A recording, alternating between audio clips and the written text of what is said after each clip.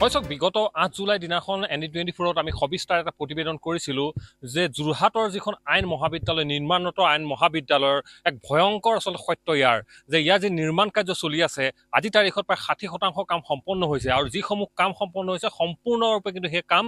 যে আখুৱাপূৰ্ণ হৈছে এই ইয়াৰ যিসমূহ দেৱাললৈ ইখন দেৱালৰ পাছত সিখন দেৱালৰ ব্যাপক ফাট ইতিমধ্যে পৰিলক্ষিত হৈছে এই গোটেই ঘটনাটো যেতিয়া পোহৰলৈ অহাৰ লগে লগে ৰাইজৰ মাজত প্ৰতিক্ৰিয়া সৃষ্টি হ'ল স্থানীয় ৰাইজৰ ইয়াৰ প্ৰতিক্ৰিয়া আহিলে বিভিন্ন দল সংগঠন আহিলে ইতিমধ্যে সেই দল সংগঠনে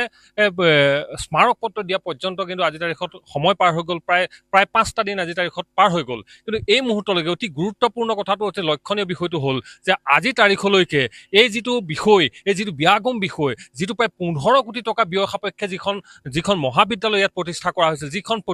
মহাবিদ্যালয়ৰ বাবে সমূহ ৰাইজৰ আচলতে বিভিন্ন দাবী আছিল দাবীৰ পাছত এই যিখন মহাবিদ্যালয় স্থাপন কৰা হৈছে তাৰ যিখিনি আখুৱা সেই আখুৱাখিনি যেতিয়া আঙুলিয়াই দিয়াৰ পাছতো কিন্তু আজি 5টা দিন পাৰ হৈ উকলি গ'ল তাৰ পাছতো কিন্তু কোনো ধৰণৰ বিশেষ ব্যৱস্থা গ্ৰহণ কৰা দেখা নগ'ল কেৱল মাত্ৰ লোক নিৰ্মাণ বিভাগৰ এজন বিষয়াৰ নিয়ম মাফিক তেখেতসকলে টহল দিলে আৰু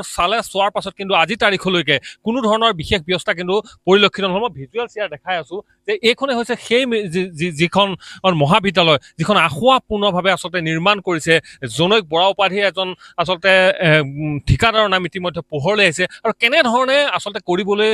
এই সাহস কৰিছে যে ইমান এটা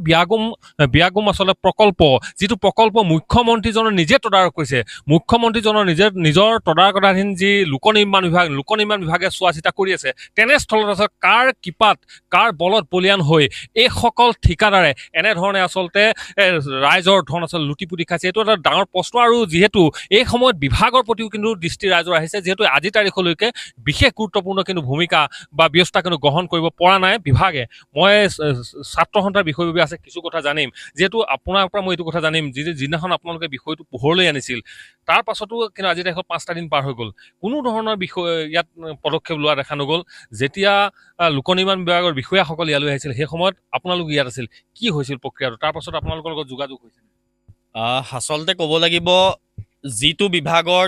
তদাৰকত কামটো চলি আছে PWD বিল্ডিং বিভাগ এই PWD বিভাগটো কাৰ হাতত আছে আজি তাৰিখত সেই বিভাগটো আছে অসমৰ মুখ্যমন্ত্ৰীগৰাকীৰ হাতত আৰু অসমৰ মুখ্যমন্ত্ৰীগৰাকীয়ে সদায় এটা কথাই কৈ থাকে তেখেতে সক্ৰিয় মুখ্যমন্ত্ৰী সক্ৰিয় মন্ত্ৰী তেখেতে সেইটো নিজকে প্ৰতিষ্ঠা কৰিবলৈ গৈ থাকে বাকী মন্ত্ৰীবিলাকৰ কাম নাই তেনেকুৱা ধৰণৰ এটা প্ৰতিষ্ঠা কৰিবলৈ তেখেতে গৈ থাকে কিন্তু আজি তাৰিখত তেখেতলৈ আমি প্ৰশ্ন কৰিব বিচাৰিছোঁ যিগৰাকী মুখ্যমন্ত্ৰীয়ে সকলো ক্ষেত্ৰতে সফল আৰু সকলো ক্ষেত্ৰতে সক্ৰিয় বুলি নিজকে প্ৰতিষ্ঠা কৰিব খোজে সেইগৰাকী মুখ্যমন্ত্ৰীয়ে কিন্তু আজি তাৰিখত এই ক্ষেত্ৰত কিয় মনে আছে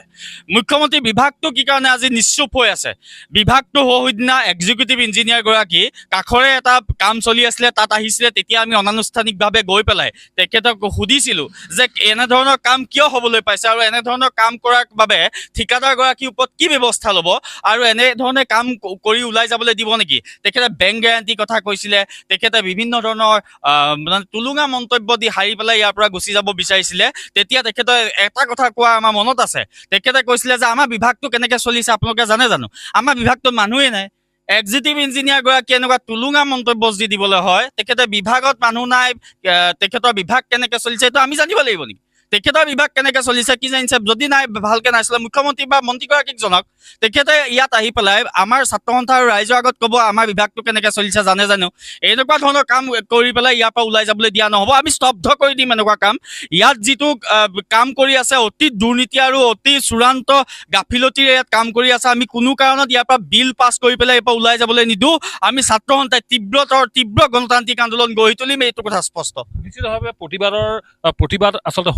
হোৱাৰে কথা কিয়নো বহু দাবীৰ বিনিময়তহে কিন্তু ইয়াত আইন মহাবিদ্যালয়খন এনেধৰণে স্থাপন কৰা হৈছিল কি ক'ব এই গোটেই ঘটনাটো আপোনালোকে যিটো চাই আছে কি দেখা আজি তাৰিখলৈকে আপোনালোকে বিষয়াসকলৰ আপোনালোকে নিজে কথা হৈছে কি কয় তেখেত চাওক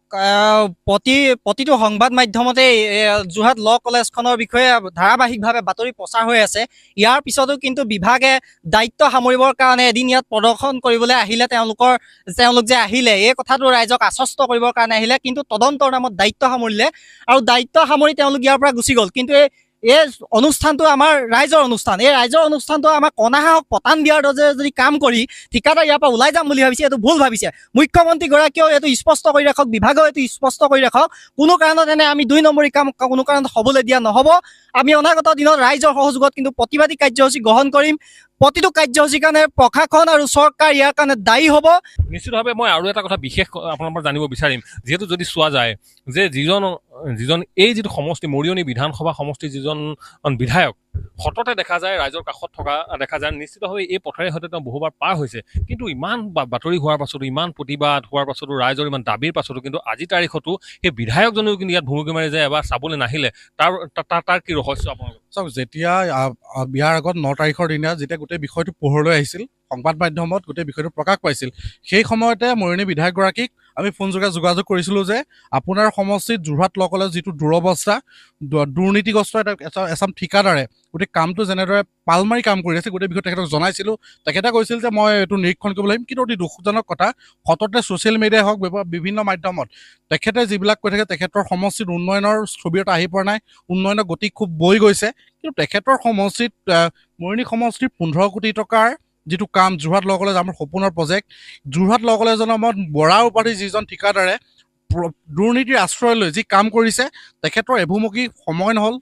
এই কামটো তেখেতে চাবলৈ। আৰু এটা কথা আমি ক'ব লাগিব, সততে অসমৰ মুখ্যমন্ত্ৰীগৰাকীয়ে নিজকে এইটো স্থাপিত কৰিব বিচাৰে যে তেখেত কৰ্মযোগী, খুব কৰ্মদক্ষ, কিন্তু তেখেতৰ লোক নিৰ্মাণ বিভাগৰ অন্তৰালত থকা যোৰহাট ল কলেজৰ যিটো বিল্ডিং, এই বিল্ডিংটোৱে আচলতে তেখেতৰ ফুপুলা স্বৰূপটো উদঙাই দিছে। নিশ্চিতভাৱে মই পুনৰবাৰ আচলতে এই যিসমূহ ভিজুৱেলছ আমি দৃষ্টিগোচৰ কৰিব বিচাৰিছোঁ। মই বাৰম্বাৰ কৈছোঁ যে ৰাজ্যখনৰ মুখ্যমন্ত্ৰীজনৰ দৃষ্টিগোচৰ কৰাইছোঁ, যোৰহাট জিলা উপায়ুক্তৰ দৃষ্টিগোচৰ কৰাইছোঁ, যিটো বিধানসভা যে মৰিয়নি বিধানসভাৰ আচলতে যিগৰাকী বিধায়কৰ দৃষ্টিগোচৰ কৰাব বিচাৰিছোঁ। এই যিসমূহ দাবী আৰু এই যিসমূহ প্ৰতিবাদ, এই যিসমূহ কথা, এয়া হৈছে ৰাইজৰ কথা, ৰাইজৰ ভাষ্য, যে আমি বাৰম্বাৰ এইখিনি বাতৰি এই কাৰণে কৈ আছোঁ যে যোৰহাট ল কলেজ অসমৰ বা যোৰহাটীয়া ৰাইজৰ কিন্তু এটা সপোনৰ প্ৰকল্প, আৰু এনে সপোনৰ যে কোটিটকীয়া প্ৰকল্পটো এনেধৰণে আচলতে একাংশ দুৰ্নীতিগ্ৰস্ত লোকৰ কাৰণে আচলতে ভাগি থান-বান হ'বলৈ দিয়া নহ'ব। এইটোক লৈ কিন্তু এইসকল ৰাইজ এই মুহূৰ্তত কিন্তু সজাগ হৈ থিয় হোৱা দেখা পৰিলক্ষিত হৈছে।